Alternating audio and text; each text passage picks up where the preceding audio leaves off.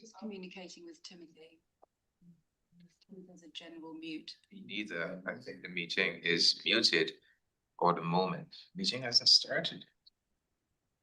Shouldn't be able to see that. So, okay. You think AI is sabotaging all of us? We don't trust it. That's all AI for. AI is actually on our side. AI is on our side. Yeah, beginning. Well, you know, that's the tagline of Nationwide Insurance Company. Nationwide is on our side. That's right. Nationwide is on that side.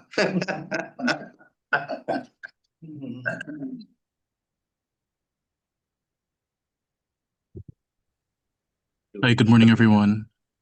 Find it. Good morning. One change is one. Hi, good morning, everyone. Good morning. You're Who's live. here? Good morning. Who's on? Good afternoon. Hearing tonight instead of it. We have better Sharon Good today instead of morning. us. Good afternoon.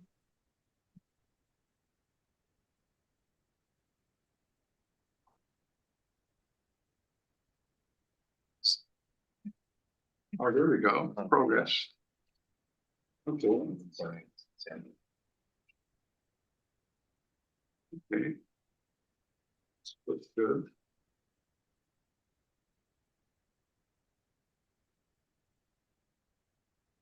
I think Timothy has just logged in, so I believe And begin. it's yours. I think so. Jim, do you want to sit in the middle? Does it matter? I don't know. Good morning, good afternoon, good evening, wherever you are, and a very warm welcome to this media briefing to update you on the CARICOM Reparations Commission's second visit to the United Kingdom following our successful visit here last November. I'm Ambassador Doreen Omad, chair of the Antigua and Barbuda Reparations Support Commission, and one of the three vice chairs of the CARICOM Reparations Commission. I serve today as your moderator. Allow me to express our deep appreciation to Professor Kingsley Abbott, Director of the Institute of Commonwealth Studies at the University of London, and his team for hosting our visit for the second time, and his ongoing commitment to supporting the work of the Commission.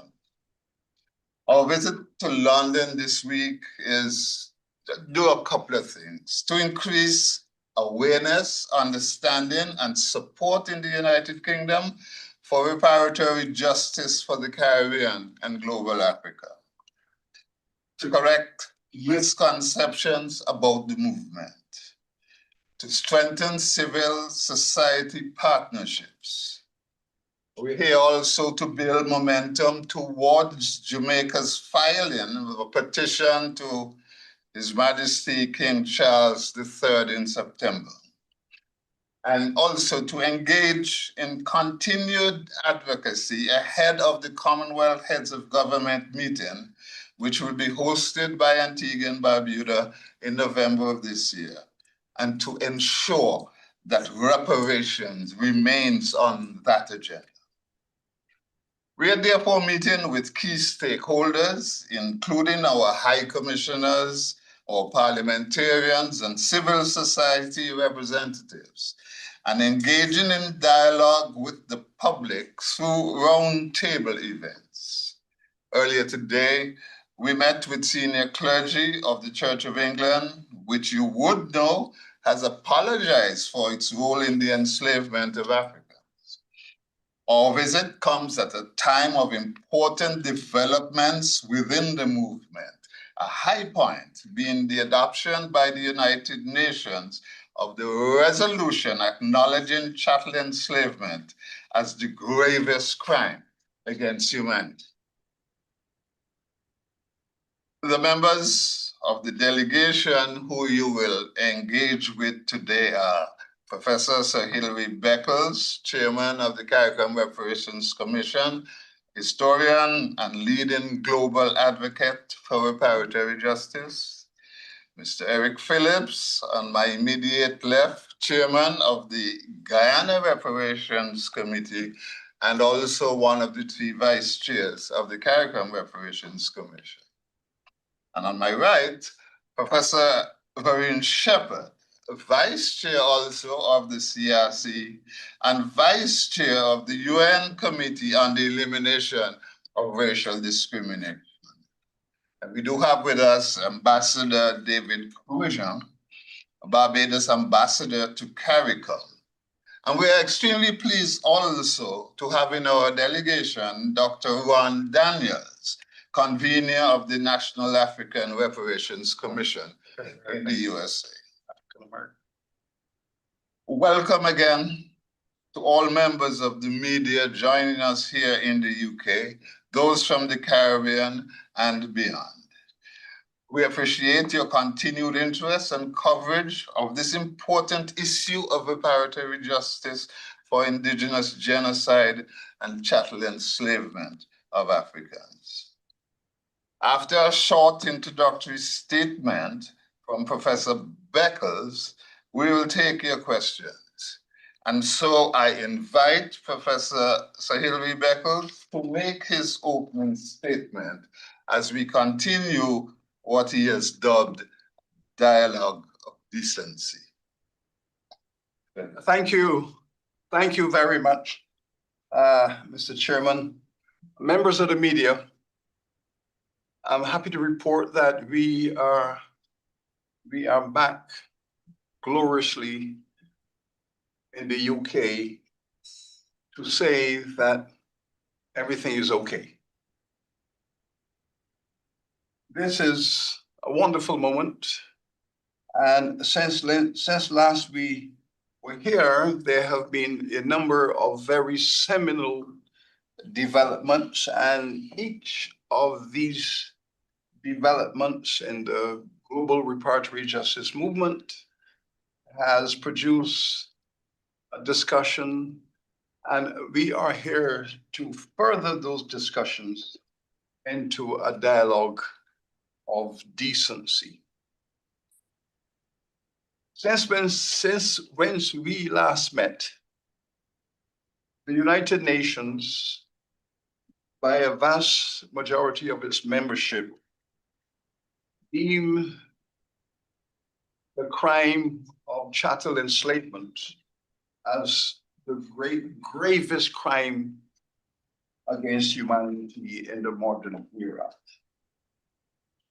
From there, we moved to Ghana, where the world community, led by dozens of heads of states globally, came together to discuss what ought to be the next steps in the development of the reparatory justice movement. Before us is the meeting of the heads of the Commonwealth in the Caribbean, significantly very, very critical to this trajectory on which we are on. We have brought to this conversation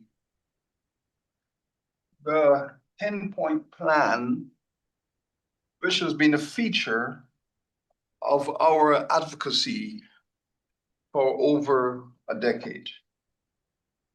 But we have listened very closely to the narrative around that 10-point plan, and we have met and retreat to take global perspectives on board and to modify, revise this 10-point plan for reparatory justice. The critical aspects of this revised document are both geopolitical and intellectual evidentiary data of truth based on deeper research. Critically, CARICOM and the African Union have come together to speak with one voice on this matter. This is a seminal historic development and an achievement for global Africa. The provision of leadership of the African Union at the United Nations was also seminal and critical.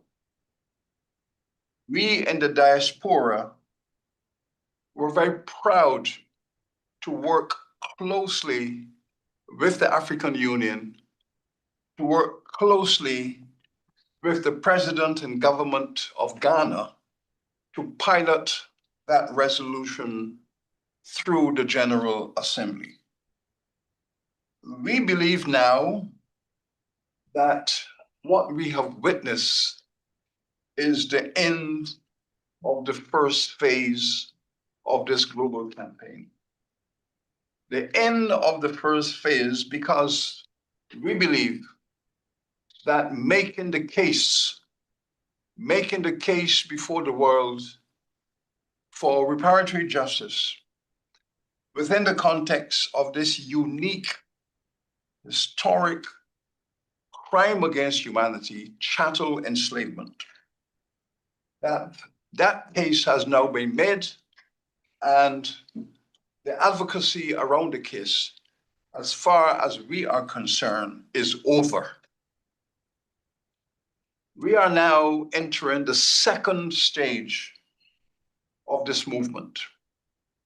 And this second stage is the stage of negotiation.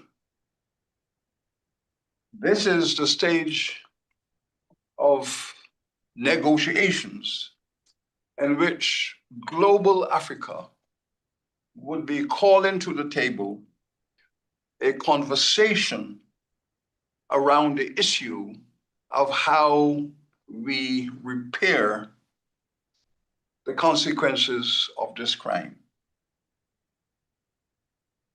In recent months, we have had an avalanche of apologies. We have had governments that participated in this crime offering apologies. We have had corporations, institutions, private sector, high street companies, churches, and families that were directly enriched offering apologies. We can call this phase one, the age of apologies. Phase two is now the conversion of these apologies into programs of action for reparatory justice. At the United Nations, we must confess that all of us in global Africa were particularly disappointed by the number of beneficiary countries that had abstained from the vote. We are here in the UK, and we are disappointed that the government of the United Kingdom had abstained within the context of this vote.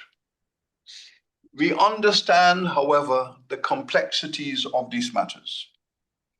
Since we have been here in the UK, we have heard many things. That the government had abstained because the public is not yet ready. We have heard that the government has abstained because there is a fear of right-wing authoritarian politicians taking control of the state and the government. We understand these matters, And this is why we are calling for a dialogue of decency to ensure that we contribute to the governance of this nation and all nations of Europe within the context of their trajectory of democracy, social justice, harmony across the world. For us, this is a moral and ethical matter. While the negotiations are now beginning to take shape and form, some people have said that this phase 2 is in fact a temporary ceasefire, whereby those governments that have abstained will be expecting in short term a return to those conversations. We are happy to engage the media in the United Kingdom, in the Caribbean, in Africa, in the global world, in respect of where we are with this conversation. We celebrate the governments of CARICOM, who provided historic leadership in this movement. We celebrate also the governments of Africa that have come on board to provide further energy and focus. We honor all of the civil society organizations in the United States, across the Americas, in Africa, everywhere. All of those civil society organizations that have been the backbone of this movement for over 100 years. This is the coming together of civil society movements everywhere at governments that are now providing representation for these organizations. These organizations will continue to speak for themselves in communities where their governments are not yet ready. In that regard, then, it's an honor for me as chairman of the CARICOM Reparations Commission to offer these preliminary conversations and hope that members of the global media will find them of some use and value. Thank you, Mr. Chairman. We will now take your questions. Before asking your question, please identify yourself and your media affiliation. We're now open. Chris Osu. It's obviously a vastly expanded 10-point plan, rebranded as a manifesto for the coming enlightenment as well, and there's obviously a great deal more detail in there. Obviously, many more perspectives as well.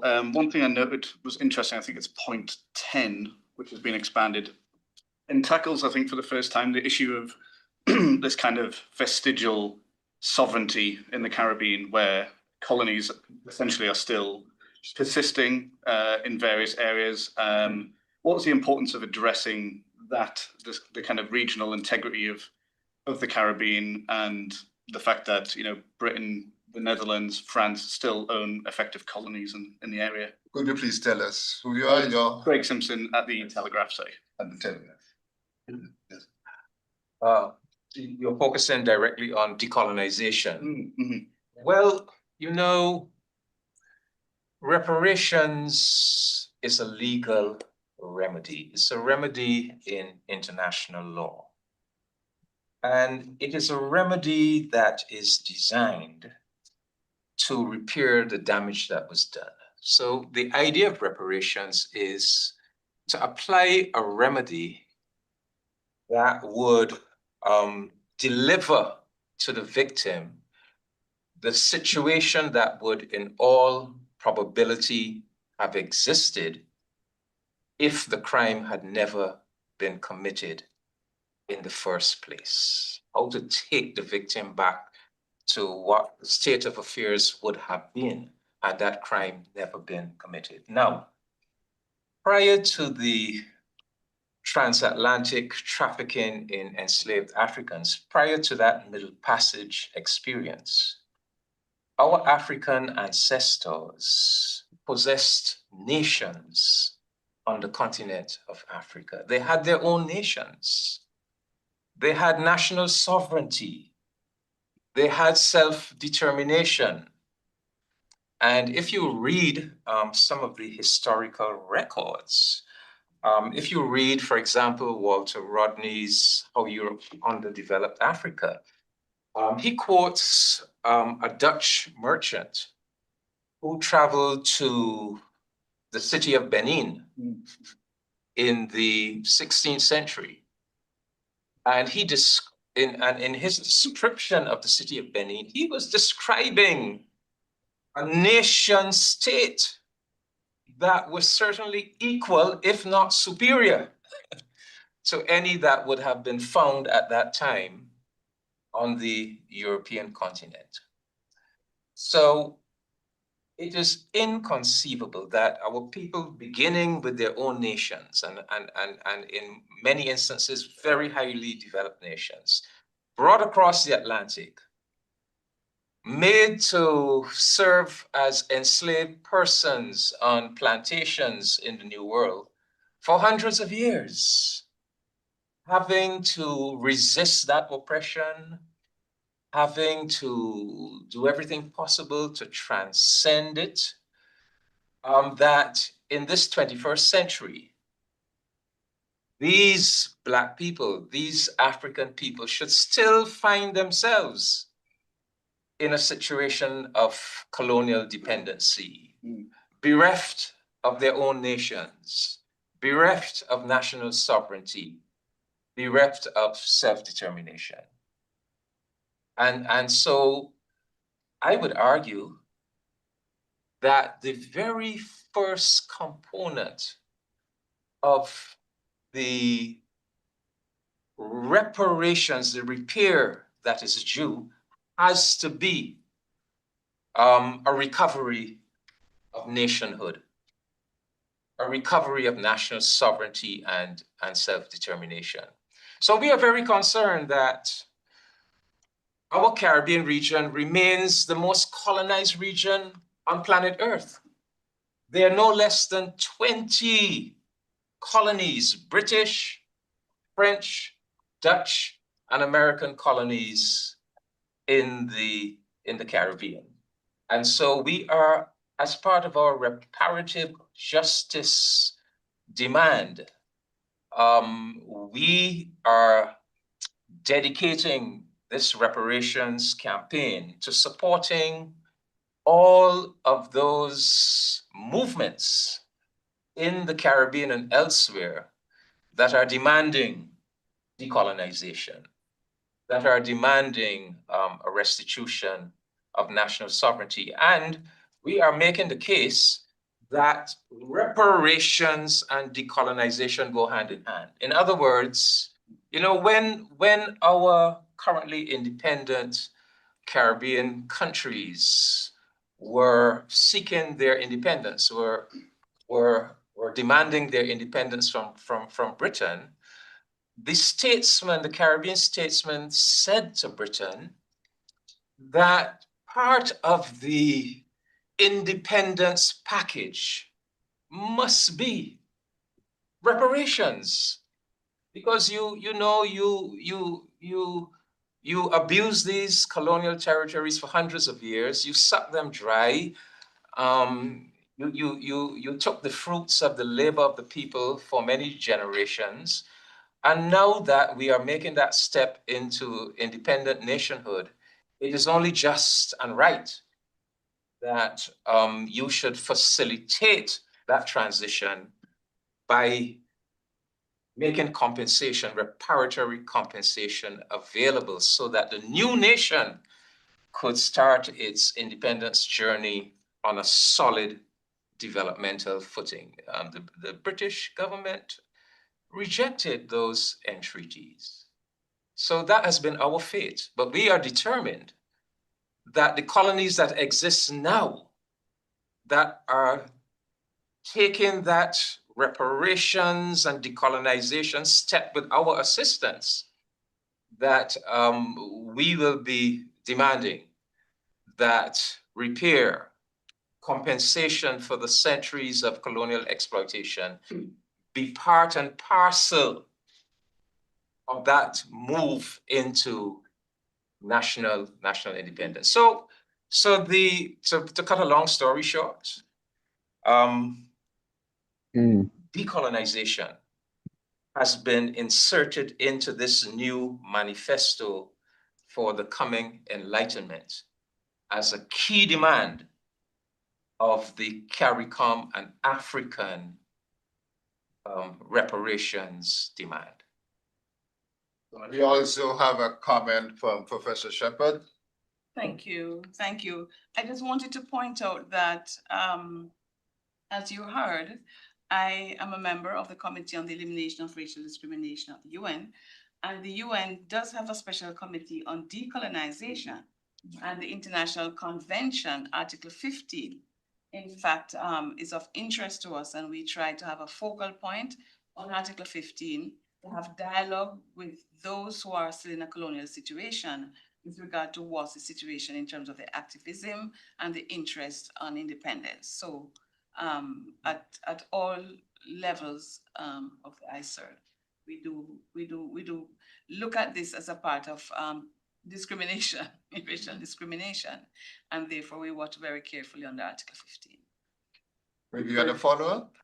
No, that was really comprehensive. Thank you so much. Yes. Could you please name the colonies that you're Critically, supporting? Craig, colonization was the context within which these crimes were committed. That was the framework within which the crimes were committed. First crime, the genocide of the indigenous people. First crime. The chattel enslavement of the African people. Then the deceptive indentureship of the Asian people. Which is also new in All there. But these were the three acts of the same play. The play was colonization. That's the theater context. So if you want to address those crimes, you have to address the context within which, and colonization of the region was the context. And it was a violent colonization that bred these crimes. So we want an end to all of it. And as Ambassador Commission said, we were the first part of modernity that was colonized. When Columbus came across the Atlantic, he arrived in the Caribbean. That triggered the process. And we are still here. From being the first colonized part of the world has been decolonized maybe 95%. We in the Caribbean remain the most colonized part of the world. And this has to stop. As Professor Shepherd has said, there's a United Nations Committee on Decolonization that did some pretty good work in the early 90s, but it has slowed down, as if the process was complete. We are saying to the world and to the United Nations, re-energize that process that started in 1960, re-energize it and bring an end to colonization. Because if we do not bring it into it within the framework of reparatory justice, we might see a resurgence of colonization elsewhere. And we're beginning to see signs of that. People sending their armies and so on into other people's territories and taking control. We begin to see how power can lead to a resurgence of colonization. And that is our principal concern at this stage. And I think our colleagues were quite right. In this revived 10-point plan, to say that a critical agenda item is to end the colonization of the Caribbean. We cannot abide with the fact that maybe 20% of our population in the Caribbean are still living in colonies. We object to the fact that when we leave our independent islands and we arrive in Martinique, there's a sign at the airport that says, "Welcome to France." We object to the fact that in the Virgin Islands, Our people cannot make fundamental decisions because they have to consult with the British governor and consult with Downing Street to make decisions about education, health. We object to that kind of colonization. And it's at the center of the Caribbean world, and we want to have it uprooted as part of the enlightenment that we're calling for. Democracy, freedom, sovereignty for everyone. So I thank you for asking that very important question and for enabling Ambassador Commission to give you a treatise. Yeah, but we also have. We feel strongly about it. We have also have an additional comment from Mr. Eric Phillips. Yes, Craig. There have been 22 apologies in Holland. 12 municipalities, 5 provinces, 2 banks, the church, prime minister, and the king. And yet there's been no word about decolonization. You cannot apologize for slavery and still have colonies. They're part of the same process. So that's why we're emphasizing in this new 10-point plan, the issue of decolonization. Fantastic, thank you. I think we also have a question in line. Yes, please. Could you, Professor Sir Hilary, Can we have some volume, and could you please identify yourself and your media affiliation? I'm Chris Osu from The Guardian. Can you hear me? Yes, yes. Thank you. Sir Hilary, you were talking about conversations with the Church of England. Could you tell us what happened with those conversations? And also, when you described that the phase of negotiation has begun, how receptive are Western governments to those negotiations, and what shape will they take?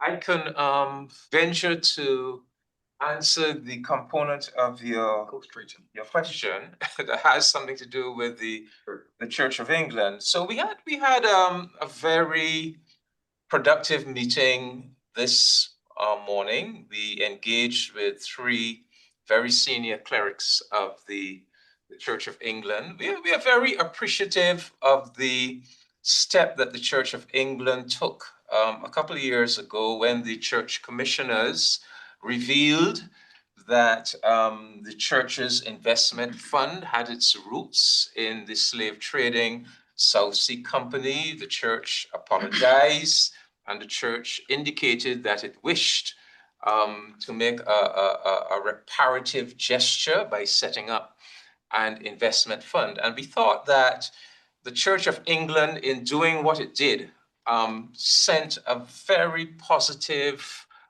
signal to the rest of the British society, to the British government in particular, and that was a major development in our reparations campaign. We are very conscious that what we are trying to do, we say we are presenting a manifesto for the coming enlightenment. What in effect we are trying to do, we are trying to address the historical legacies of underdevelopment that are rooted in those centuries of enslavement and colonial domination. We are trying to say that a new world must emerge, and that we must be partners in building this new world, built on justice, built on acknowledging historical harms, built on a goodwill effort to repair historical harms. And we see the Church of England as a possible ally in this very noble cause. So we wanted to engage with them. We wanted to see how, you know, we could work together on what we believe will be the coming enlightenment. Just as we will be engaging this evening with parliamentarians, we engaged yesterday with high commissioners of various Commonwealth countries here in the UK. We hope that we will be able to engage with leaders of the youth and student movements here in the UK. So we are looking for all people of goodwill who want to see a different and better world, who want to heal the wrongs of the past and create a new future, a future of mutual respect, of brotherhood between the black and brown and white peoples and nations of this world. So it is in that context that we are having discussions with the Church of England, and we are developing a relationship with the Church of England. Professor Nichols, will you take the second half of that question, please? Thank you, Chair. The Church of England, historically Anglican church community, is very special to us. Very special to us indeed, because in Africa and the Caribbean, the roots of that institution are very deep. In the decade in which the British government made illegal their enslavement of African people, in that decade, the Church of England, the Anglican community, was deeply divided. On the one hand, the church and its representatives were investors. And there were significant investors in the enterprise of enslavement. But there were also, many of them, abolitionists and critics. We believe that we have a role in helping the Church of England to heal their internal wound. Because healing the church and the church healing itself is a critical part of the enlightenment that we are speaking about for the future of humanity. This is not only about the future of the descendants of the enslaved. This is about the world beyond us, enlightenment for humanity. So we have an interest in having a robust conversation with the Church of England. Many of those bishops have come to us. The prior Archbishop Webley came to the Caribbean and engaged Caribbean communities. And we wish to see that engagement bear fruit for all of humanity. So we are having this conversation. They have allocated financial resources to carry out projects across the British Empire. And that's a very good step. But we would like them to mature that program despite the headwind that they are facing, despite the headwind that the progressive church is facing from elements of the reactionary theology. Despite that, we would wish to continue our dialogue because we want to see them as critical allies in this struggle for humanity's future. And healing the Church of England is a top priority for us in the reparatory justice movement. To the second part of the question, the stage of negotiations and the government's reception. We had a very fruitful meeting with the clerics, as you have heard this morning. In that delegation were two very significant bishops. Stage of negotiation with governments. With governments. With governments. Whether we have commenced negotiation with governments. With governments, European governments, yeah. Okay. Okay. We have said that coming out of the United Nations and the Global Summit in Ghana, we have declared that this is now the beginning of the age of negotiations. And since we are at the beginning of this, the methodology and the modalities to enable that negotiation are not yet in place. This is something that will come in the near future. One of the actions clearly would be that the United Nations, having passed the resolution, will accompany that resolution with a program of action. It is the normal practice that when there's a resolution passed, a program of action would follow. It could be a 5-year program, a 10-year program, but a program of action where each participating nation would declare what will be their program of action, and the negotiations will be built around that. The architecture of those negotiations is still being conceptualized and put in place. We had started that when CARICOM was involved in a conversation with the governments of Europe, but it's no longer just CARICOM. It is now CARICOM and Africa, and it's a new environment that has to be approached differently. So yes, we are still at the conception stage of what that negotiation will look like. Could I say that we all attended the high-level Next Steps conference in Accra, Ghana, between the 17th and 19th of June. This was the conference that we held in Ghana to follow up on the United Nations General Assembly resolution that was passed on the 25th of March. What are the next steps? Now, representatives of several European countries attended that Next Steps conference, some virtually, like the President of France, Emmanuel Macron. We also had representatives of the government of Denmark, of Holland, and I believe of Germany. And several of these European leaders, including President Macron, offered apologies and also offered steps in the direction of repairing some of the damage. So for example,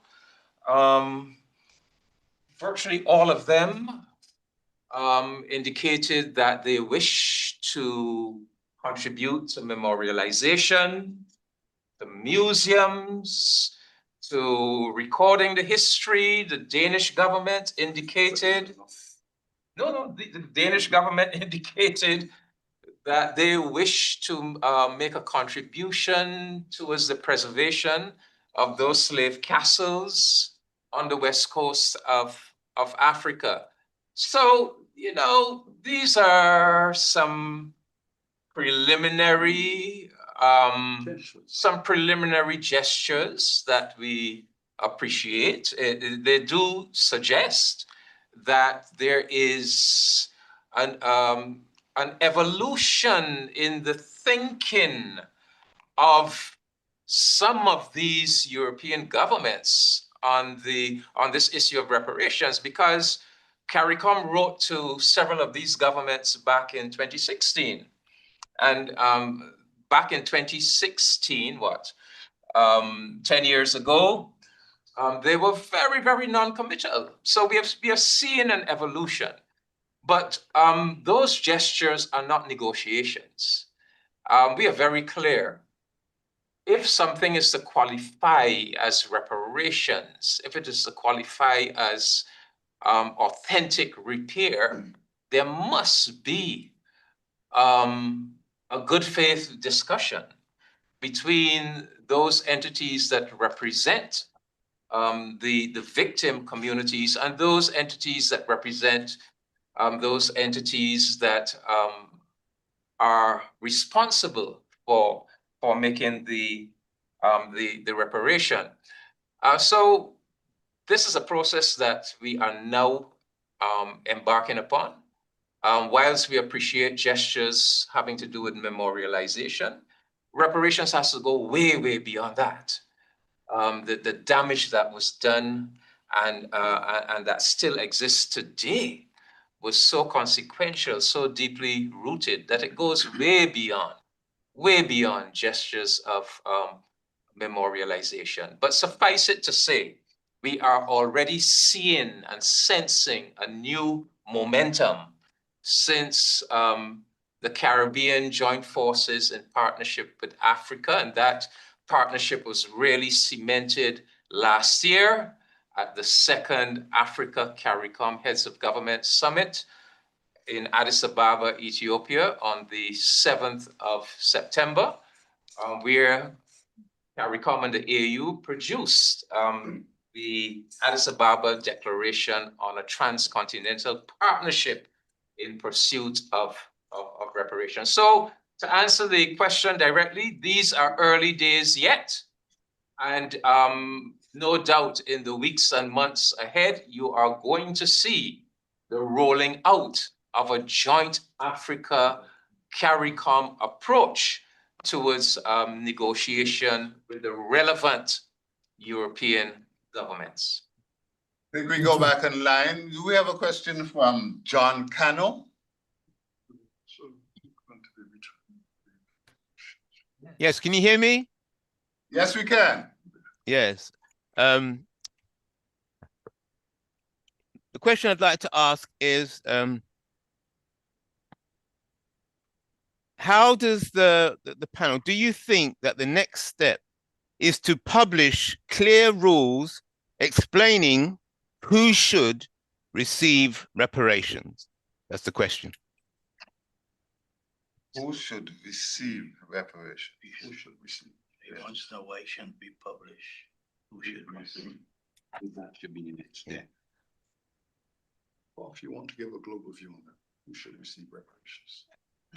As the next step, yeah, because you said phase, we're now in negotiation phase. So, yeah. John, could you tell us what your affiliation, your media affiliation is, please? Oh, yes. I'm the director of a company called Reparations Nation Limited, based here in the UK. And I'm an activist against institutional racism and anti-Black racism in the decision-making processes of the institutions. And also, and that's related to reparation activity. So reparation activity is my long-term activity. And then for the immediate effect is, what can we do today and how can we challenge institutional racism in the decision-making processes like thanks. today? Yeah. We'll ask Dr. Ron Daniels to respond to your question and to give us a global view of who should receive reparations. Thank Thank you very kindly for the question, and let me just say I'm delighted to be here as the chair of the National African American Reparations Commission that has worked very closely, foundationally, and synergistically with the CARICOM Reparations Commission. We have also been guided and both inspired and guided by the 10-point plan, which has now evolved into a global manifesto. Let me just quickly make a couple of other quick observations. One, on the question of gestures, I would throw in the notion that in Accra, there were nations who actually stepped forward on the question of artifacts. And there were some concrete decisions made and demonstrated while we were— Return of artifacts that were done while we were there. Also, most recently, of course, President Macron, somewhat to my surprise, I was shocked to realize this, but the Code Noir, which is infamous and quite derogatory, was finally abolished. The second thing, I would just go back to the question of colonization, and I do or have been a professor for a while. And sometimes the whole question of the definition of colony is not offered or it's not clear. And what I would suggest to you is that a colony by definition is a parasitical exercise. It is designed to exploit the labor and the human resources of the subject people. It is not designed to develop them by definition. And so in that regard, when you look at the reality of colonization, it is to break that parasitical relationship so that people can, again, evolve into sovereignty. Finally, on the question of who should be eligible, the CARICOM 10-point plan has been, again, the inspiration. And their approach, as I understand it, has largely been a developmental approach. That is to say, to look at all of the ills and harms that have been caused through both enslavement and the colonial process in a range of areas, and to deal with them systemically and developmentally as it relates to issues of health and education and economic development. And there are other areas that really deal with sort of the repair of both the psychology and the culture and the identity, which are a part of the plan. In that regard, and I say that against the backdrop that sometimes the notion of reparations is reduced to cash payments or to some individual donation, which is not necessarily an irrational idea, but it is not one that is generally within the Reparations Commission seen as the principal way of approaching it. In the United States of America, the 10-point program, which we developed, again, inspired by and informed by the CARICOM Reparations Commission, we have the conceptual framework of both direct payments, which it can be potentially in terms of cash, but we use the example of Tulsa, Oklahoma, for example, and the egregious massacre that took place in 1921, where those descendants who were directly affected and can be identified. In fact, it is tragic that there may only be one or two left. Some of them lived to be over 100 years old and were still petitioning that they would receive repair and some compensation done. However, we note that even if they, and they all should be, and their descendants should receive repair, the question becomes, how do you replace and repair the community that was destroyed? That requires what we define as community benefits. So within our 10-point plan, which is very close, really, inspired by the CARICOM Reparations Commission, we talk about questions of land for economic development.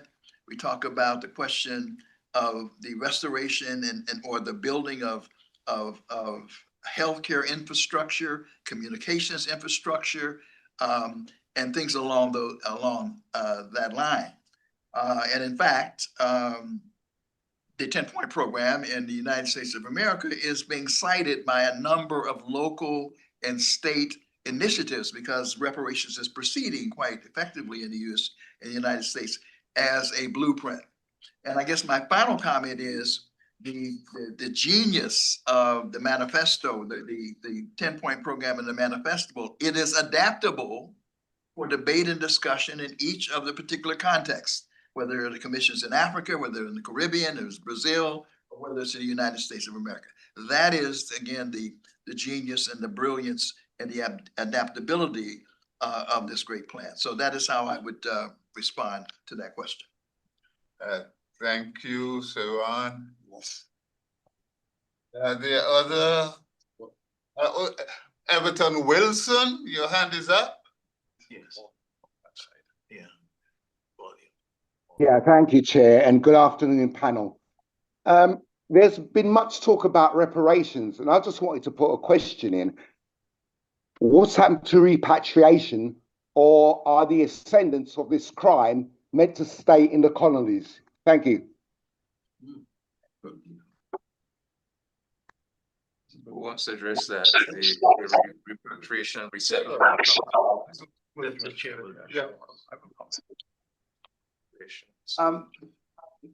You'll be happy to know that that was always at the center of reparatory justice thinking and conception and practice. Because long before we were talking about a reparations program, the people across the diaspora have been talking about repatriation, and therefore repatriation was always going to be a critical feature of reparations, because there has been a stream of thought in the Black community across the global diaspora that their foreparents were stolen people. And as stolen people, they have maintained for hundreds of years the view that they should be allowed to return from where they were stolen. And they have maintained that political philosophy for hundreds of years. And Africans enslaved across the world have always been involved in movements to return. So this is embedded in the history of global Africa. And the return home as stolen people, they have insisted is a right. They have been demanding it. And we're very pleased that many African countries have legislated to provide arrangements and facilities for Africans in the diaspora to return to the continent. This is already an active program. There are many settlements across the African world that have arisen because of repatriation politics. Many of us, of course, have been to Ethiopia to visit Shashamani, which is a town and a model that was built in a specific context to provide the returning home to Africa. So within our 10-point plan, this was in the top echelon of our demands. We said, first of all, we wish to have the formal official apologies, not statements of regret, formal official apologies. Then we move on to the matter of the genocide against the native people, the indigenous populations. And then we went straight into it, that those Africans who were put in chains and put in boats and scattered across the world were stolen people with a right to return home. So this is something that we are actively involved in. We are having conversations with the African Union about extending the facilities and the infrastructure to allow this movement to gain even greater traction. But we believe that the governments that have participated in the kidnapping and theft of these people should come to the table to help to negotiate how as many of them who wish to return home should be allowed to return, to be resettled, and to be integrated effectively into their communities. I'd also like to add that in our 10-point plan, repatriation and resettlement is number 3.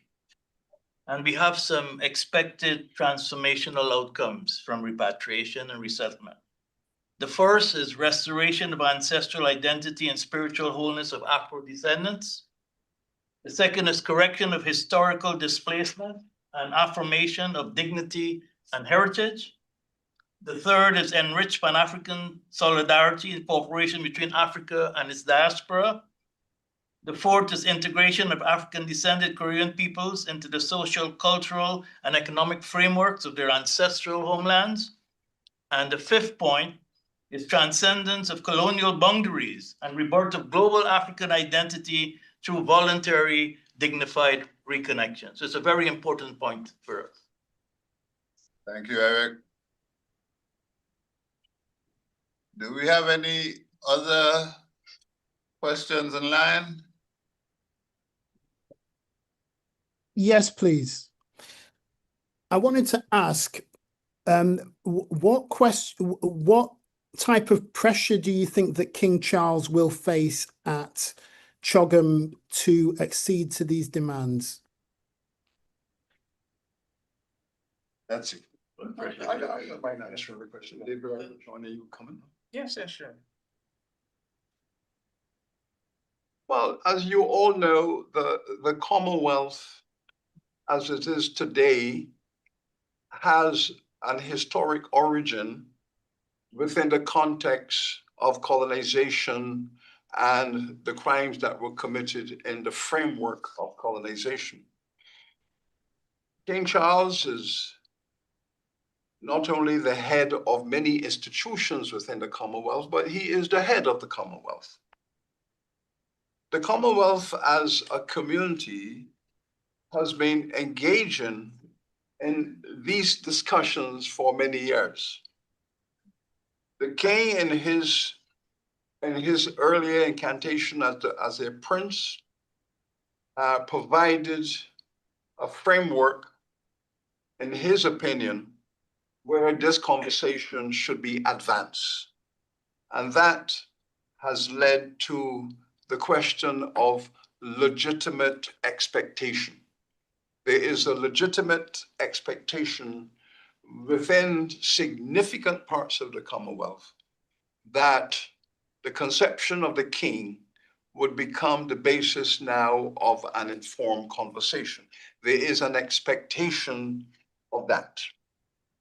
We recognize, on the other hand, that there are elements within the Commonwealth who are of the opinion that this conversation should not be at the center of the deliberations of the Commonwealth. So there is a tension, there is some division, there is legitimate expectation, and therefore we are looking at a future in the next couple of months that is probably in flux, but which is evolving. The extent to which the king will take possession of center stage and allow his views to take root is something that we are all observing and hoping to observe. We recognize also that he is a constitutional monarch and has constraints in respect to what the government, and especially the government of the UK, what parameters there are going to be. However, I am quite sure that the people of the Caribbean will be examining very, very closely, not only our governments, but the people in civil society on the streets will be looking to see whether their king, in his role as the head of the Commonwealth, in his role as head of state of many Caribbean countries, they're going to be looking to see if their king is going to advance this conversation about sovereignty, decolonization, and reparatory justice for these crimes that have been committed.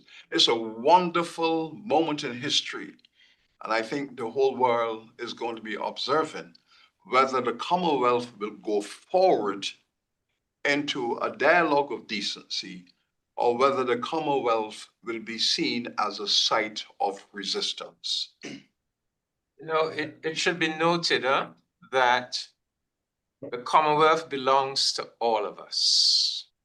All of the countries that were former colonies of Britain. And it should be noted that the vast majority of the members of the Commonwealth are committed to reparations and have in fact been taken in recent years and months some very important steps forward in this quest for reparations. You know, the resolution that was passed in March was put forward by a very important Commonwealth country, Ghana, and supported by dozens of other Commonwealth countries. The efforts that were made between CARICOM and the African Union last year in Addis Ababa, these are a great majority of them are Commonwealth countries. And so, you know, we have to have that understanding of the Commonwealth as a democratic organization. Some people have this antiquated idea of the Commonwealth as something led by and dominated by by the UK. No, no, no. We must insist that the Commonwealth is a democratic organization with equality among its members. And if the prevailing sentiment among a majority of the members of the Commonwealth is that reparations is important to them, that reparations must be on the agenda, reparations must be discussed, that their Commonwealth organization must provide a space for taking forward this reparations conversation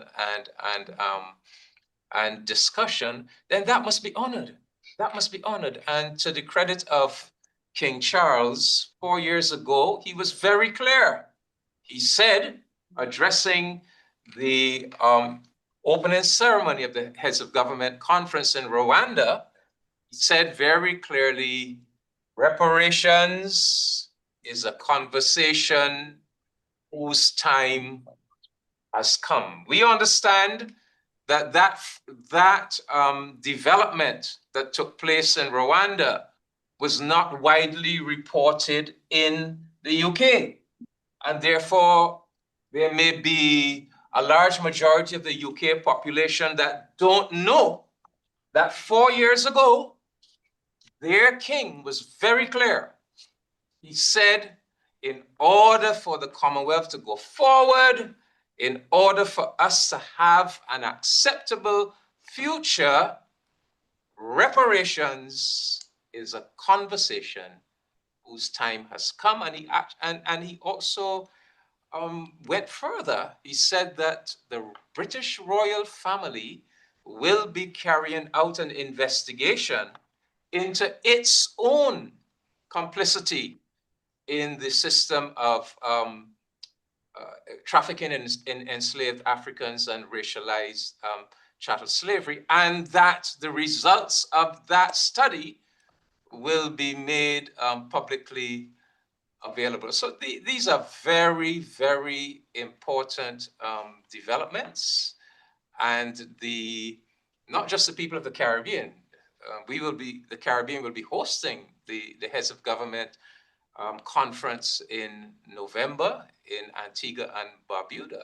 But all of the citizens of the vast majority of Commonwealth countries will be looking at that conference very carefully, analyzing that conference very carefully, and will be expecting to see some forward movement on the issue of reparations at that Commonwealth conference in November.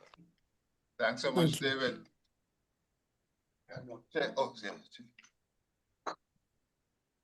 Following upon the articulation of Ambassador Commercial, there is a specific point I want to reiterate.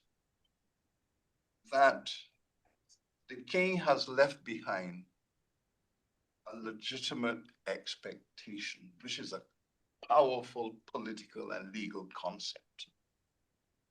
The king will be entering the Caribbean and going to Antigua and Barbuda. King Charles III is the king of Antigua and Barbuda. He is not only the king of Antigua and Barbuda, he is the king of the majority of those islands in the Eastern Caribbean. He is the king of Jamaica, which is the largest community in the region, the sub-region. He's the king of Jamaica, and he's the king of Antigua and Barbuda. So the king is going home to meet and speak to his subjects. I would not dare to advise the king how he should address his subjects. I do not have that kind of authority and would not wish to have it. But were I the king, I would say, knowing the history and listening to the dialogue, I would arrive home in Antigua and Barbuda to say to my subjects, the time has come. to let the people go. The time has come to let the people go, to begin to usher the decolonization process, to promote internal self-governance and sovereignty, and to break the chains of imperial governance, and to say to those subjects, we accept responsibility for 300 years of wealth extraction, human degradation, and the future moral order requires that I take the lead in this reparatory justice process. That is what I would whisper to the King of England if I could find myself possessed of the audacity to venture to offer the King advice. Thank you. Thanks. I have about 1, 2, 3 questions online. I have one here in the audience also. And I also have a comment from Dr. Shepherd, Vivian Shepherd, before we move to Willis. So Willis, in about 2 minutes, we'll be ready for you. Thank you. Yes, I wanted to go back to the issue of repatriation and resettlement, because I don't think we have given enough credit to Rastafari, who actually pushed us to ensure that that was in the 10-point plan. And the larger point is that the 10-point plan was not just developed by the CARICOM Reparations Commission. There was consultation with invested communities, indigenous peoples, women, men, and of course, Rastafari. So what you see here is a collaborative work, the invested communities, affected communities, because this needs to be our document, not just the CRC. I wanted to make that point. Yeah. Can we get a question from, it's Willis? I don't have the full name. Ellis is the last name. Are you ready Please for my identify question? yourself. Yes, my name is Prophet Willie H. Ellis. I am here in Giddings, Texas, right outside of Austin. And here is my question. In 1989, the British government printed and minted a reparation penny with the Queen of England with the chains of bondage attached to it with 16 squares. It was released in the form of a crossword puzzle, and that coin is still in circulation. The purpose for minting this coin and putting it into circulation was to make a search for someone who has a divine order to come forth and with a password that has been hidden in what is called the Stone of Destiny and what Dr. Martin Luther King called the Stone of Hope. On October the 17th, 2017, the angel of the Lord delivered unto me that password. I have printed and published 6 books that focus on that password, which the US government and the British government is looking for, which authorized them to pay reparation according to God's promise to Abraham that is cited in Genesis chapter 15, verses 13 to 14, and also in Isaiah. This is a very complex and sophisticated operation. My question to the panel is, what can your organization do, CARICOM do, to help disseminate this critical information to our people so that they may know that God has not forgotten them, but they are entitled to these reparations for which these governments have prepared for, but they are waiting for divine authorization to confirm that we know what we are entitled to.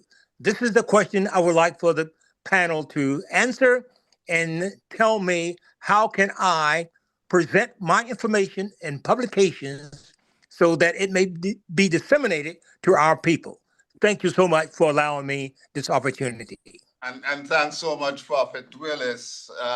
Unfortunately, we would require a lot more information than what you have presented to us here. I know you do not have enough time to do it at this point in time, but we are hoping that you can indicate perhaps some contacts, some address. Could you put it in the chat so that we can follow up contact with you?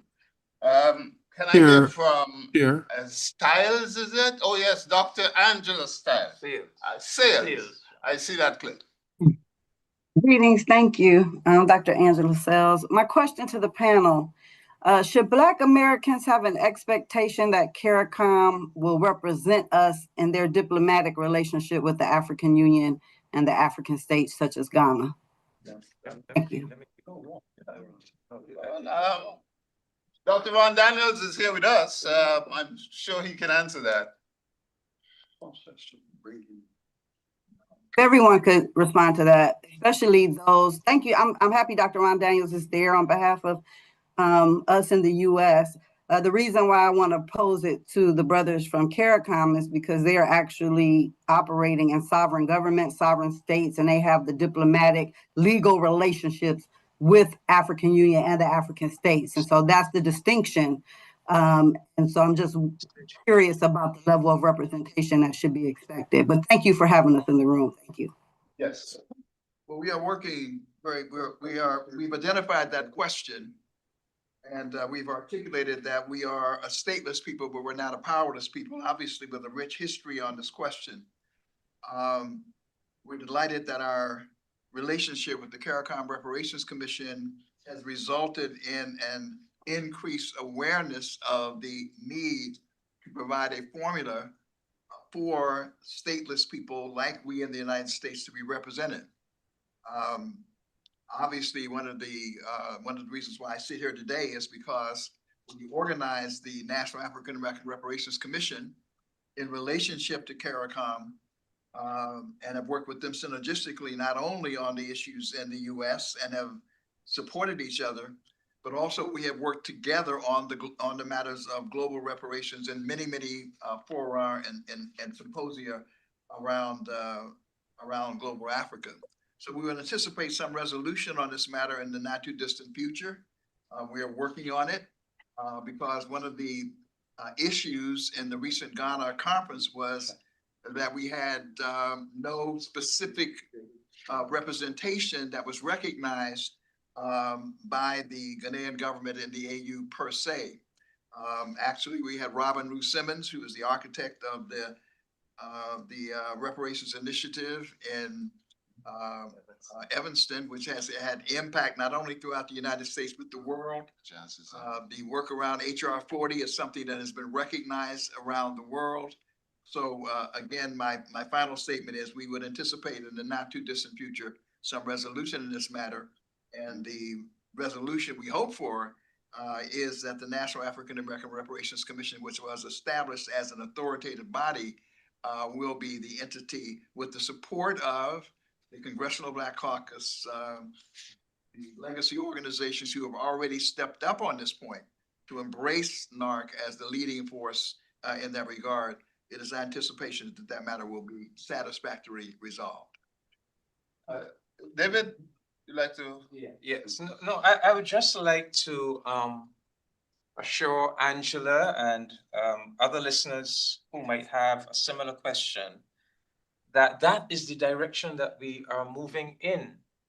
You know, we in the Caribbean, we began as this singular CARICOM campaign in 2013.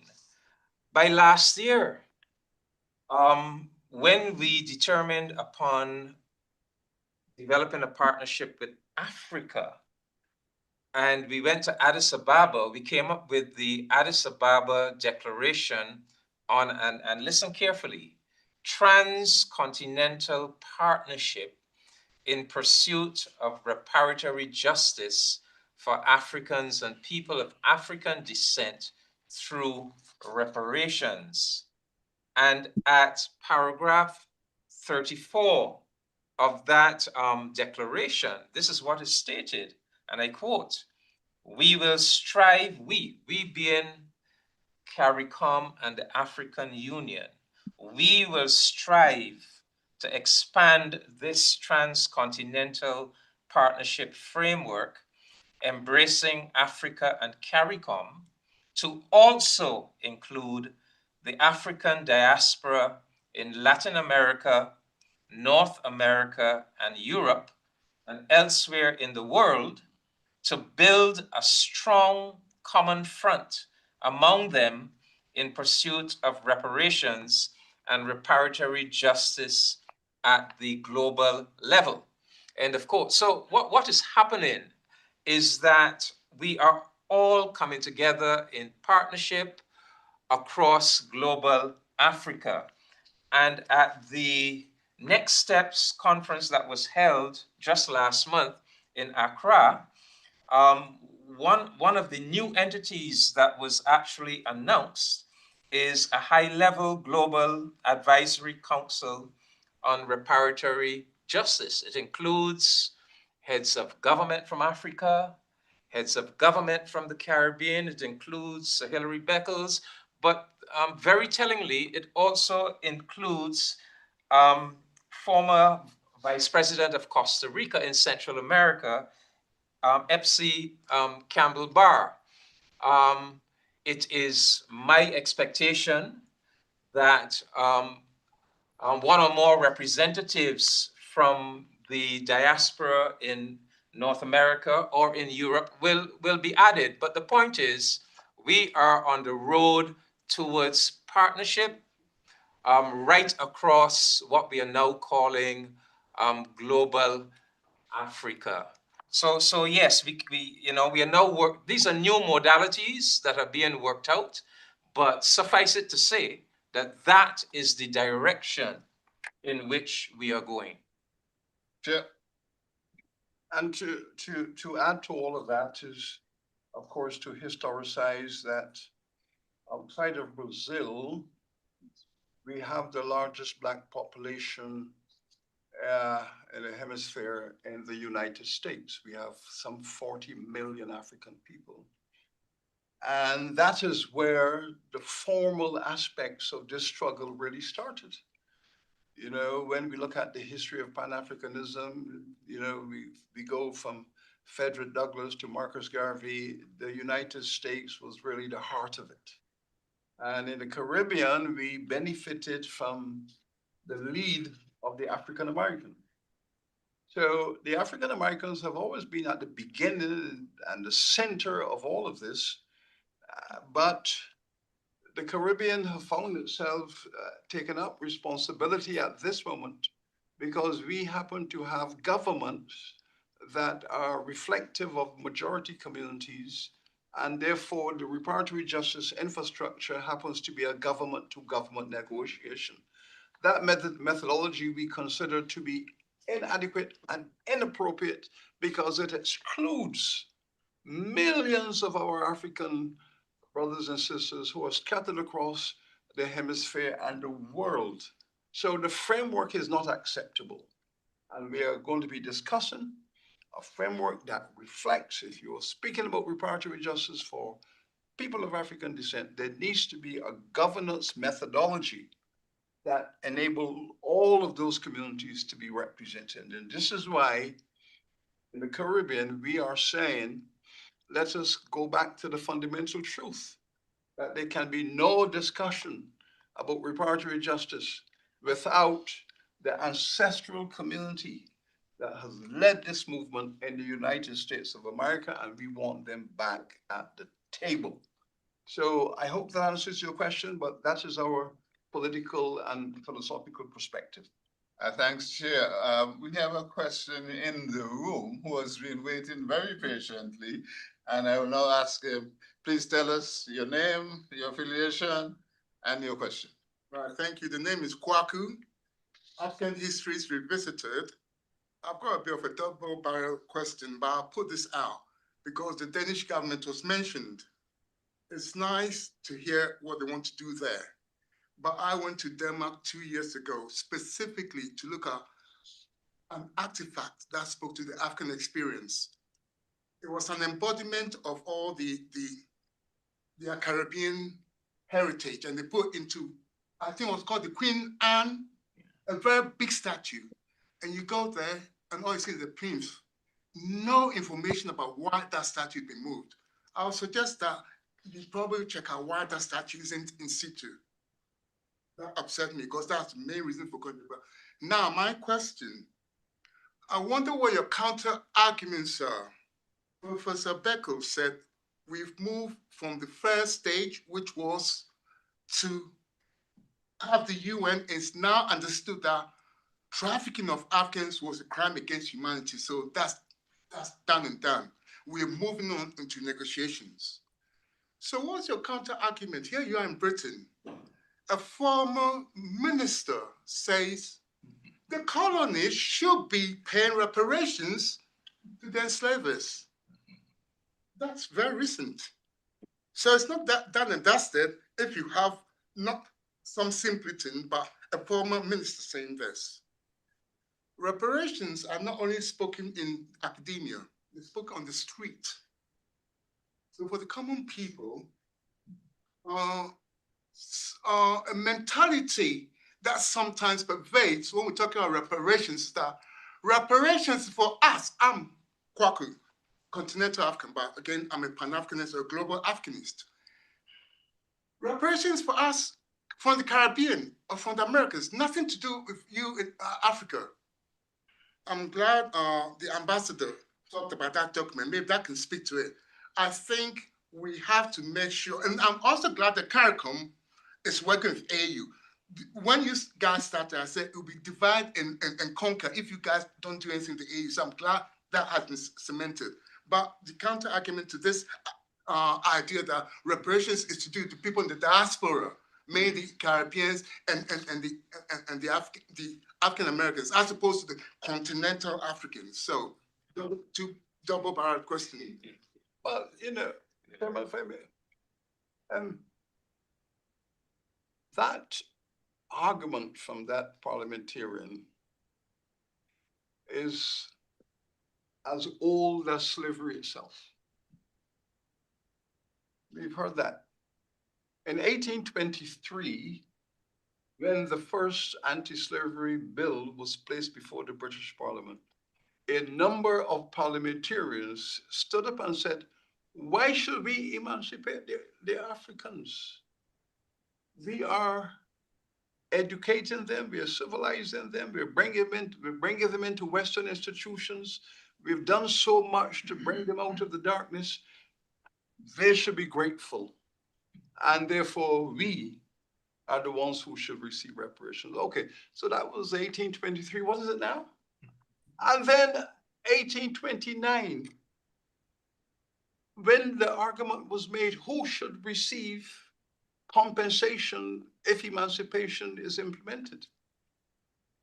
The African people in England and in the Commonwealth and elsewhere, they said, we are the ones who should receive reparations, not the enslavers. It's our labor that was stolen. It's our dignity that was destroyed by legislation.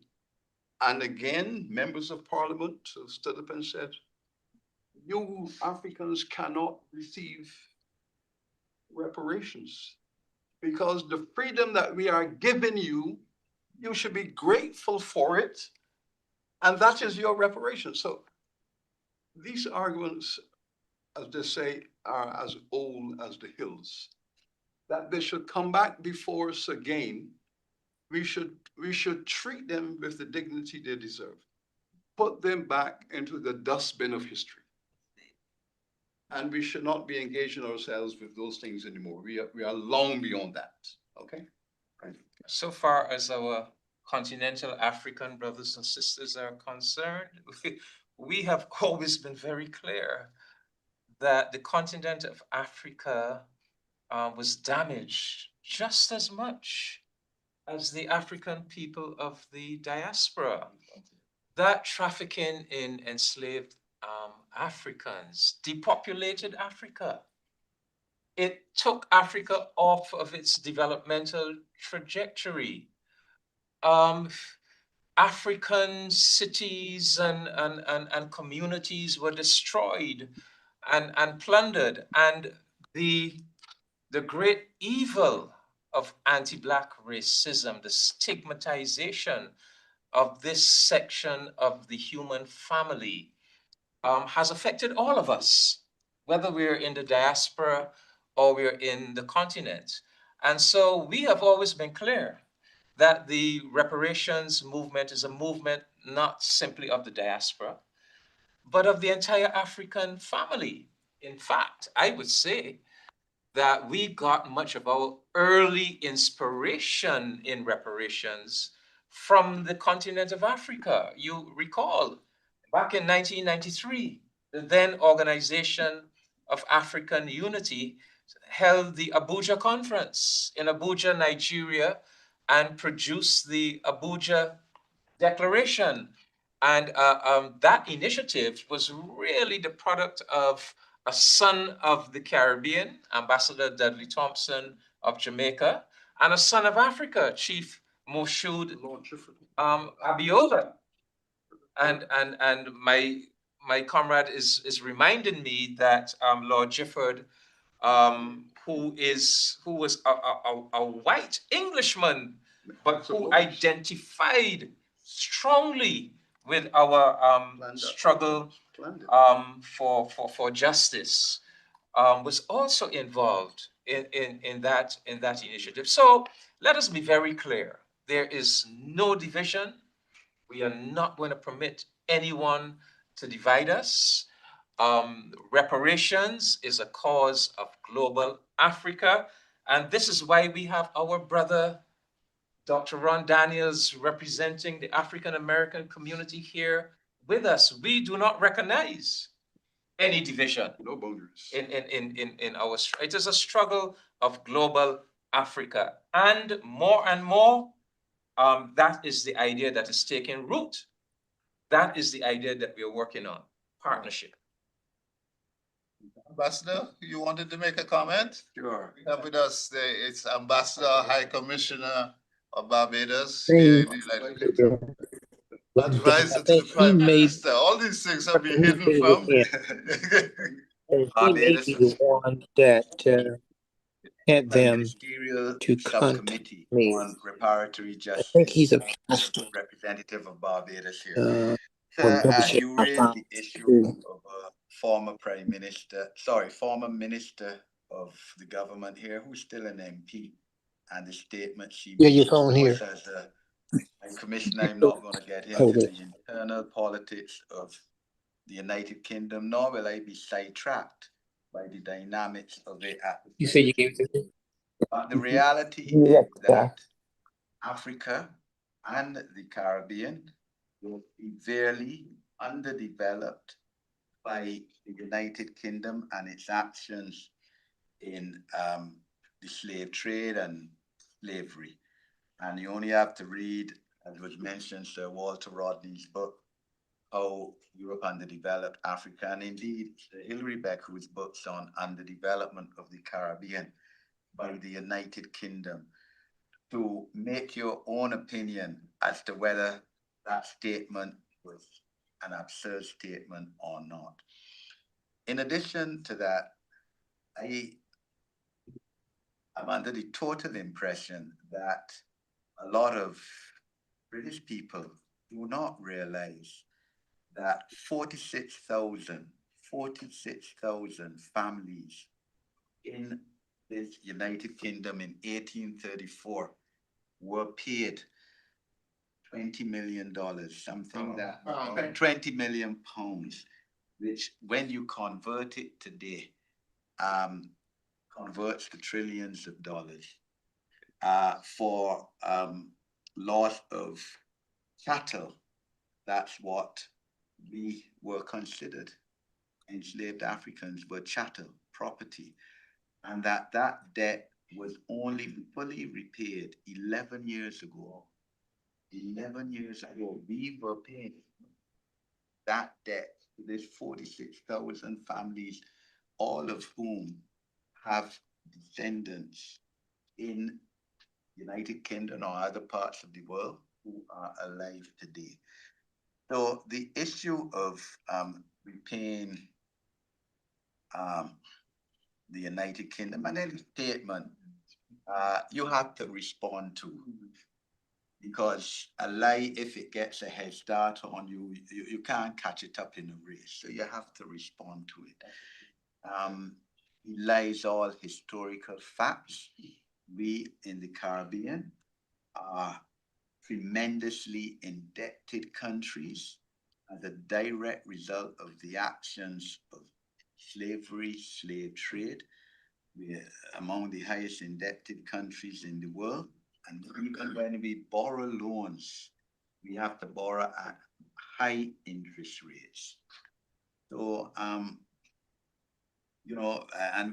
we trust that people like yourselves will be part of the public education, which is clearly needed among people who reside in the United Kingdom. Thanks so much. I'm having a backup here. I reach back to Demony. Katharina. Katharina. Reuters. Chair Katharina has left, but there are a few other media persons. I think Clara Gulliver is also Well, I have online. She has a Timothy question. Austin first. Yes, I have a question. Yes, please. Thank you. Good afternoon, everyone. Please excuse me my English. I'm still learning, so I will speak slowly. Thank you for your understanding. Thank you for giving me opportunity to ask a question. My name is Clara Gulliver. I am the founder of Clamaria Media, an independent media platform from Martinique. We focus on geopolitics, relations between the Caribbean, Africa, and the Pacific, and reparatory justice. I have a question for the CARICOM Reparations Commission. How does the CARICOM Reparations Commission envision evolving French Caribbean territories, such as Martinique, in the regional reparatory justice process? Thank you very much. A very good question, and I'm sure that Martinique, how does Martinique in this whole discussion? Martinique has just come on board as the newest associate member of CARICOM. So Martinique is now officially a part of the CARICOM family.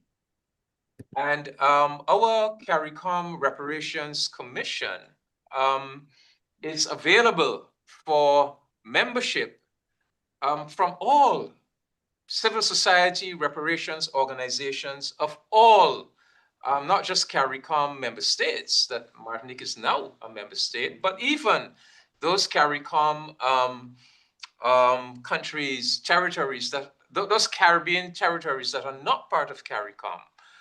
The CRC has been given authority to integrate their reparations organizations as associate members of the CARICOM Reparations Commission. So I would encourage you and any reparations organization in Martinique, Guadeloupe, French Guyana, Dutch Guyana. you know, any of these Caribbean territories, to make contact with either the CARICOM Secretariat or directly with Sir Hilary and the CARICOM Reparations Commission, and apply for associate membership.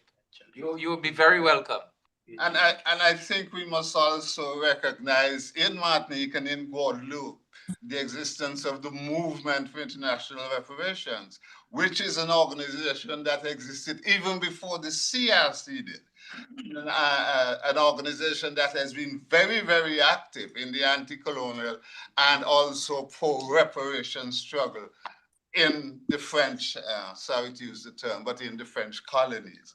And I'm sure you can contact me also. I would go now to Janelle Poliet. We also have Reverend Dr. Angelique Walker. Can anybody raise the volume on that side? No. Hello, good afternoon. Can you Janelle, hear you me? with us? Yes, I'm here. Please. Greetings from Ethiopia. I'm the ad hoc chair for the CARICOM Nationals in Ethiopia, and very happy to be here and pleased about the moves that the CRC has been making. My question actually has been answered previously in relation to the topic of repatriation. But the CRC stands ready to support the legal framework mechanisms as a community who has been settled in Africa and in Ethiopia specifically for over 70 years. The Rastafari community here is very pleased with the work that the CRC is doing on behalf and CARICOM, the initiatives that are being taken to support the Rastafari community in their global efforts for equality and recognition and acknowledgement. As you know, we have been carrying this baton for a very long time on the topic of repatriation and reparations. So I give thanks so much for the work, and I look forward to continuing to support in whatever ways we can. Give thanks. Janelle, thanks so much. Reverend Angelique Walker. Walker Smith. Walker Smith. Yes, thank you so very much. And we are so grateful for this amazing work that is taking place on all of our behalves. Yes, my name is Reverend Dr. Angelique Walker Smith, and I'm representing in this space the work of World Council of Churches and by extension, some of our communications work, as well as the Bread for the World based in Washington, D.C., where we do advocacy with the U.S. Congress and the President's office as well, in our communications department in my national column that I have. My question is simply a question about further clarification to my dear brother there, Dr. Daniels. I'm sure it would go to him particularly, around a further understanding of the role of the Congressional Black Caucus. In these various conversations, they are mentioned, and I know they're partners with you, but can you kindly say more about that? As you know, the ALC, the Annual Legislative Conference, is coming up in September. As you know, we continue to be vigilant within the Congress through the CBC, and otherwise it's critically important, particularly when you think of people in the diaspora in the United States in particular. I'd also be interested to know about Canada. That's also one of the countries in my presidency, from where I come in my presidency. So interested to know where Canada is in these conversations. And then finally, the African Union, as we all know, has the 6th region, and I've been very involved there as well. Where does the 6th region specifically in the AU representation with CARICOM and others that are joining this fine movement play its role? It would be very helpful to have these clarifications as we could. But once again, it is my honor to tip my hat once again to this wonderful work that we are doing together. God bless. Thanks so much. I'll ask Dr. Ron Daniels to respond to the first part of your question and to ask David to speak to the issues of the 6th region of Africa. Yes, my sister, it is indeed a pleasure to speak to you. I have been looking forward to actually having a chance to meet you in person. Your reputation as a fierce freedom fighter precedes you, and that's an understatement. Through people like the Reverend Dr. Tyrone Pitts and others have been trying to get us together for a number of years, and we appreciate so much the support provided by the National Council of Churches and the World Council of Churches for the struggle around HR 40.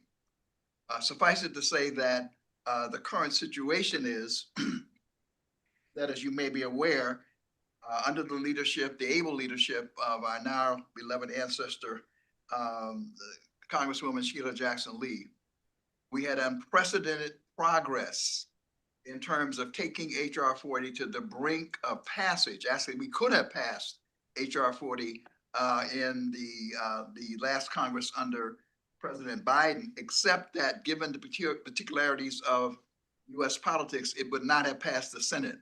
So our goal really was to get an executive order passed because of the tremendous progress. And that progress was made in part because of the strong support of the faith community. I'm honored to say that we had an opportunity working with Congresswoman Sheila Jackson Lee to have met for 99 straight weeks. 99 weeks, plotting strategy and pulling together organizations that were not usually in the mix, like the Center for American Progress, Human Rights Watch, and others, in a coalition that helped to carry it to the finish line. Where we are now is, with the passing of Congresswoman Sheila Jackson Lee, the torch has been passed on to the one of the squad, the fighting Congresswoman out of Boston, Ayanna Pressley. She is now the person who has been given the stewardship of carrying HR 40 in this period. The reality is nothing significant is going to happen by, well, I don't mean significant. The ability to take it over the finish line will not present itself, however, until 2028 because of the current antipathy by the current resident of the White House is not about to do anything in relationship to promoting HR 40. But what is being done is continued education, getting the sponsors, keeping the co-sponsors in order. That work is largely also being carried now by the Why We Can't Wait Coalition under Dreesen Heath, who is a person who sort of evolved as a part of that HR 40 strategy group and is doing an outstanding job working with Congresswoman Ayanna Pressley in moving it forward. So the Congressional Black Caucus remains engaged in the spirit of John Conyers, and of course, the torch having been passed on to Congresswoman Sheila Jackson Lee. So that's kind of the status of where we are. We're in kind of a holding pattern, but in the meantime, there's tremendous energy at the state and local level. Every year, there is a major symposium that is held in Evanston, Illinois, which we certified by the National African American Reparations Commission as a replicable model. There are literally hundreds of communities that are coming on board doing that work. You're aware, of course, of the California Commission. I've been drafted also to work on the New York Commission. New Jersey is actively engaged. I think finally, New Maryland now has a commission. Baltimore City has a commission. So there's tremendous energy around reparations in the United States. And again, we're profoundly thankful that the faith community has always been at the center of that evolution and development. Reverend Dr. Angelique, I appreciate your question, and it doesn't surprise me that you pose that type of question because you yourself are an agent of unification, bringing together all the different parts of global Africa. And I have participated in several of your initiatives over the years. Yes, something is happening. It has taken us a long time. It has been a long gestation period, but it is all coming to a head now. You would know that the African Union commenced with this 6-region initiative way back at the beginning of this century. The idea was that Africa is divided into 5 regions: North, South, East, West, Central. And the African Union had the brainwave that the diaspora is the 6th region of Africa. And they have been trying to put together a modality to incorporate representatives of this 6th region into African Union institutional structures. And the preeminent structure that has been selected is the African Union Economic, Social, and Cultural Council. And this is a project that I and my organization in the Caribbean Pan-African Network, we have been working on since 2004. It is now coming to fruition. You would be aware that even as we speak, the final preparations are being made for those 6 region elections to select the representatives who will occupy the seats that have been reserved in the AU ECOSOC for representatives from the 6th region.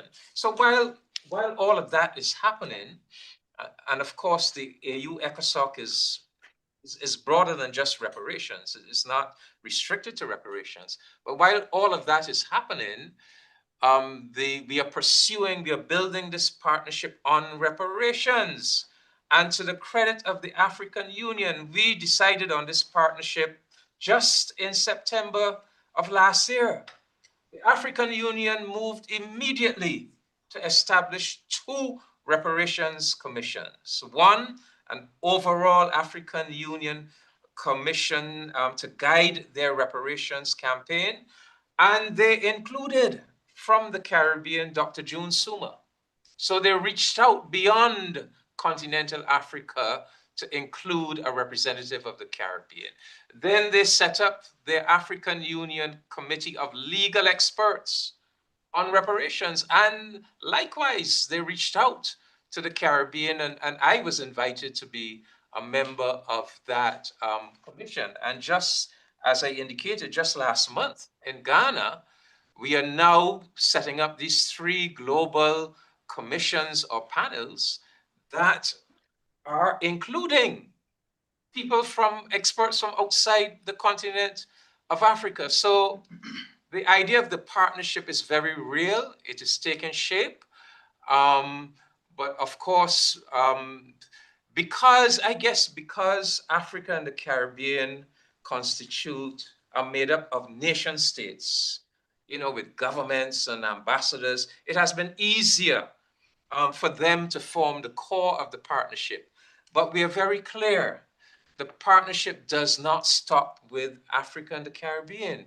It has to include all other areas of that six region of Africa. So I would say, my sister, things are happening. They are happening very, very rapidly. And I can assure you that we will do everything possible to ensure that every component of that 6 region participates in this new partnership, this new global African partnership on reparations. Thanks so much, David. We're heading to 4 o'clock. I'll take one more question. Is there Clara Gulliver online with us? Here we have Jose online. We have a question from Jose. You there? Yeah, we didn't hear him. Sorry, I haven't heard from Clara Gulliver. Is there another question that we'll take the final one here? No question. Thank you very much. Chair, we have Jose online. He has his hand up. Go ahead, Jose. You can unmute. Okay. I am sorry. Yeah. Jose is supposed to. Oh, Jose, please.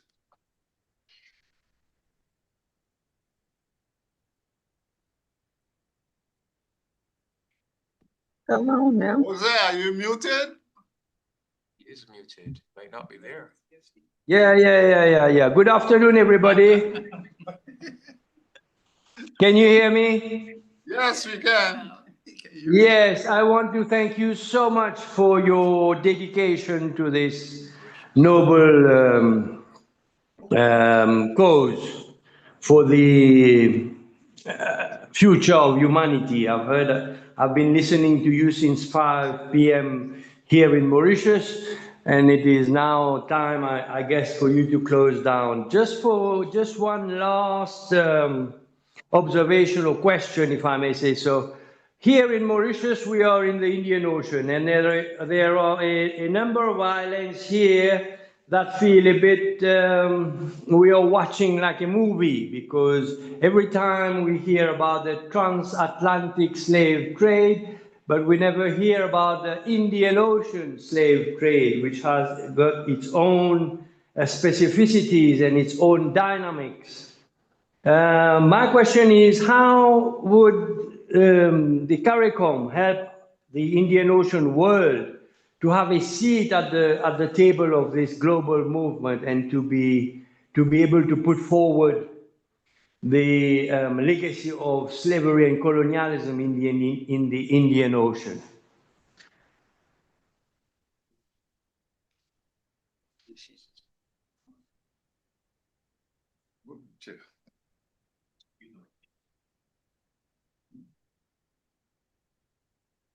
Well, I would wish to say to you that we are very cognizant of the fact that when the international enslavers were preparing to globalize the chattelization of our people, that efforts were made to create a slave route, not only across the Atlantic, but across the Indian Ocean. And we have researched that very thoroughly.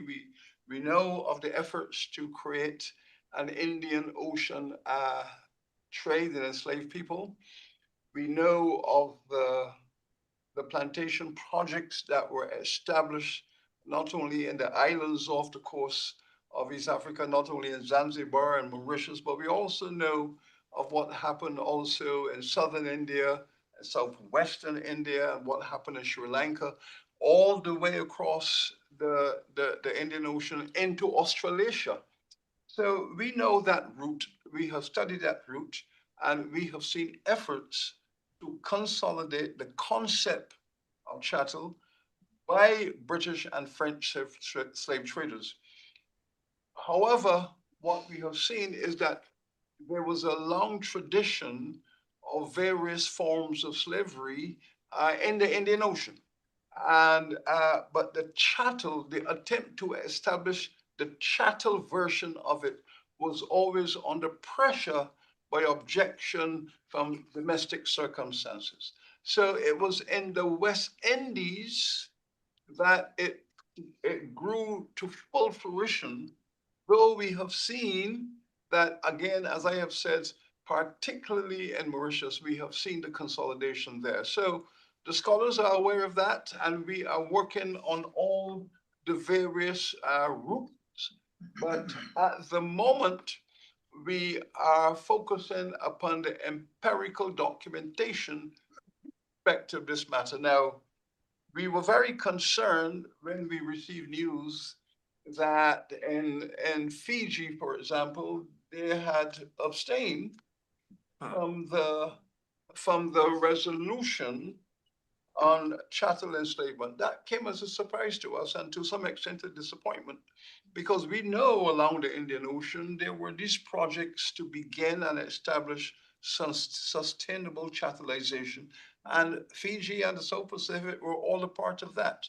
But we will continue that dialogue in order to bring that conversation forward into the future, especially with those islands being a part of the Commonwealth. We would wish them to come closer to the African perspective, closer to the Asian perspective on this matter. Thank you. Here, as a matter of fact, Jose has applied for associate membership. There we go. Okay. In Mauritius. There we go. Yes. I'm happy to hear the question on Mauritius, and our chair has given a perspective. But I was encouraged when I visited Mauritius some years ago to actually look at the communities of Indians who were indentured and Africans who were taken to Mauritius. I was encouraged by the efforts that are there to recognize these two communities. But I must say I was struck by the fact that centuries after the abolition of the chattel enslavement of Africans, their conditions within the society still lagged behind the conditions of other marginalized groups. And that is something that I think my colleagues down there are still talking about and working on. So we're aware in this part of the world of the work that's going on there, the public recognition, the spaces devoted to recognition, the museum to the Indian indentured workers, the park dedicated to Africans. But these are issues that we continue to watch, work on, to ensure that globally we have this one united movement for respect and dignity for those who were chattelized or indentured. Jose, thanks so much for your question, and we look forward to continuing the communication with you as we develop the relationship between your organization and the CARICOM Reparations Commission. I will now ask Chair Professor Hilary Beckles to make some closing statements.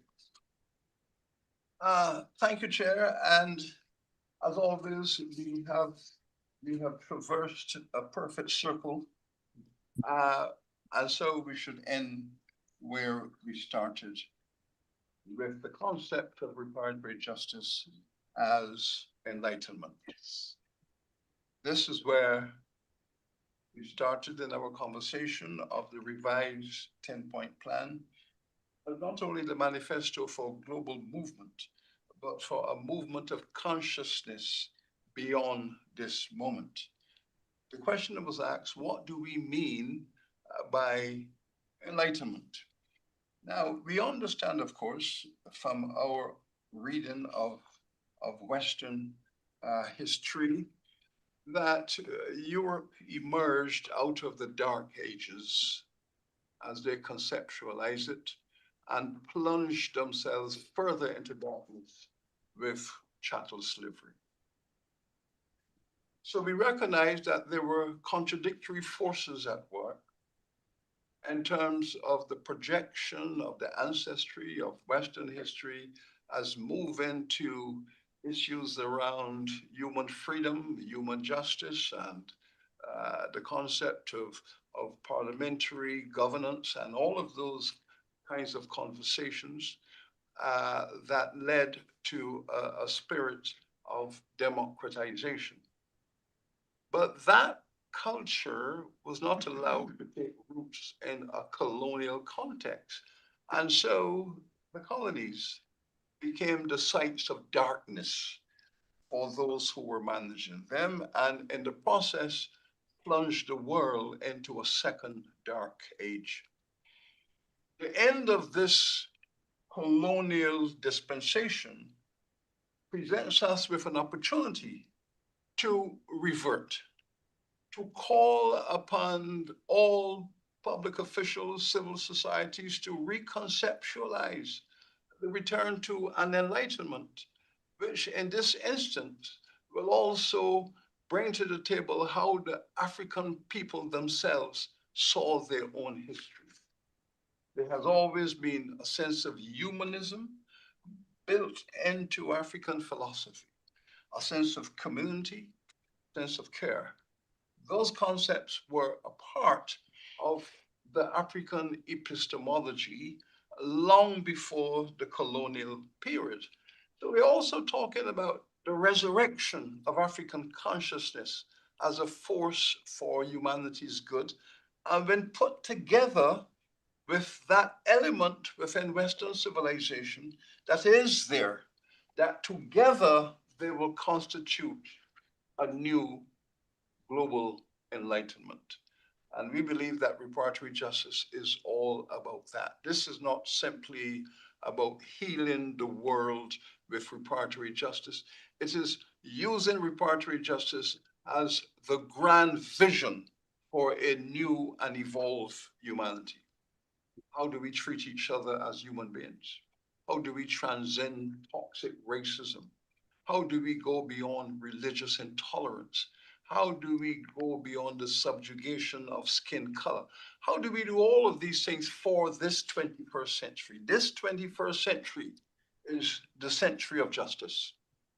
And this is why everywhere in the world, notions of reparatory justice are erupting everywhere. We see our struggle as a part of a global campaign for justice for all historically marginalized people, to give rise to the indigenous people to reclaim their identity, to give rise to African people who have been dehumanized, to give rise to women who have been second class by legislation and culture.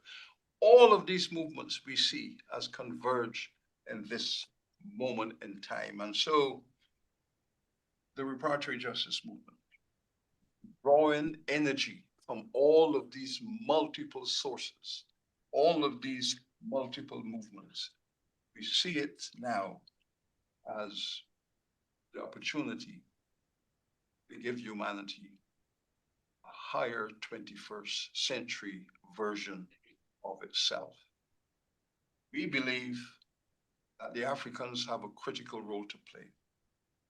if all of the 19th century was about struggles to uproot chattel slavery, and it took us 100 years in the 19th century, from Haiti in 1804 all the way to Brazil in 1888. It took us 100 years to uproot this evil called chattel slavery. And it was done by all of us. It was done by the African peoples who said no and let their views be known.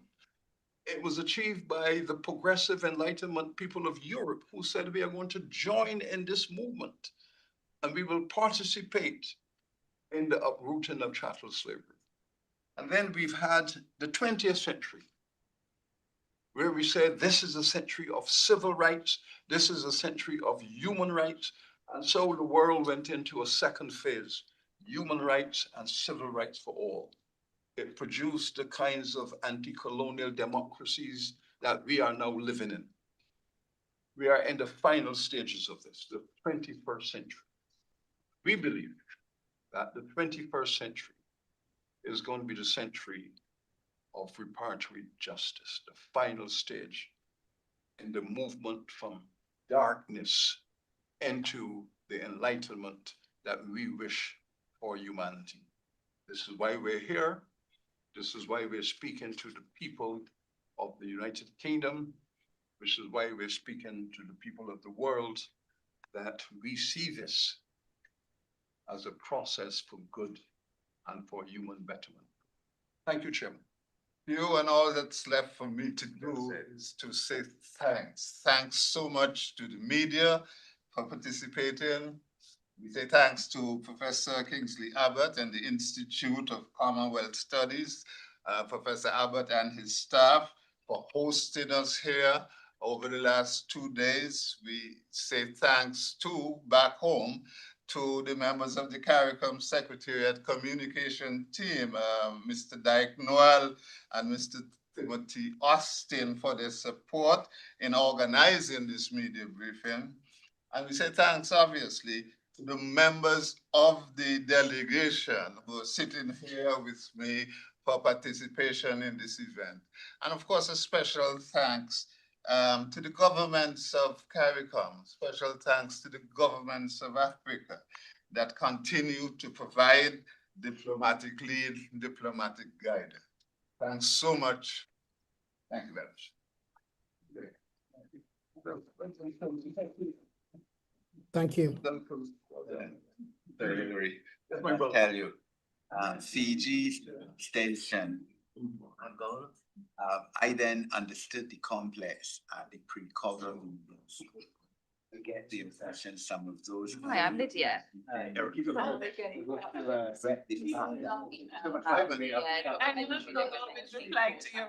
Well done. Great meeting. I'm trying to talk in. No, you went in my computer. Anybody interested in the book? Let me know, Read. send me an email and I'll send you a copy. Fall in line. That's what happened. I have. Sit down. Watched it. There were other. A small specific state. Clients of the United States. And voting is heading to us. We'll have a